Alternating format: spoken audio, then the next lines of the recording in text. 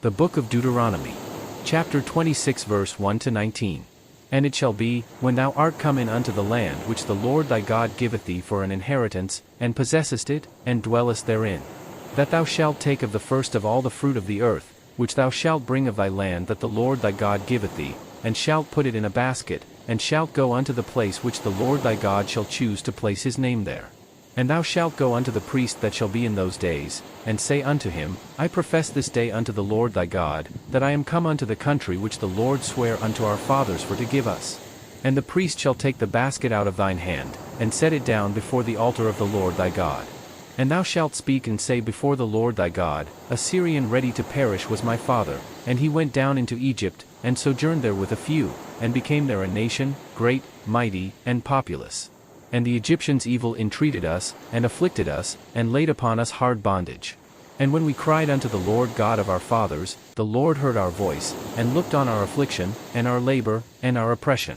And the Lord brought us forth out of Egypt with a mighty hand, and with an outstretched arm, and with great terribleness, and with signs, and with wonders.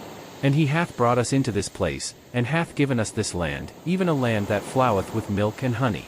And now, behold, I have brought the firstfruits of the land, which thou, O Lord, hast given me. And thou shalt set it before the Lord thy God, and worship before the Lord thy God. And thou shalt rejoice in every good thing which the Lord thy God hath given unto thee, and unto thine house, thou, and the Levite, and the stranger that is among you. When thou hast made an end of tithing all the tithes of thine increase the 3rd year, which is the year of tithing, and hast given it unto the Levite, the stranger, the fatherless, and the widow, that they may eat within thy gates, and be filled.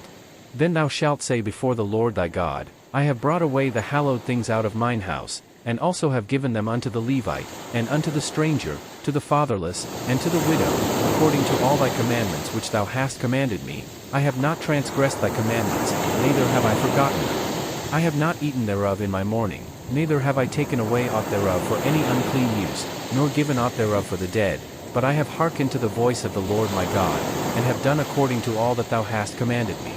Look down from thy holy habitation, from heaven, and bless thy people Israel, and the land which thou hast given us, as thou swarest unto our fathers, a land that floweth with milk and honey.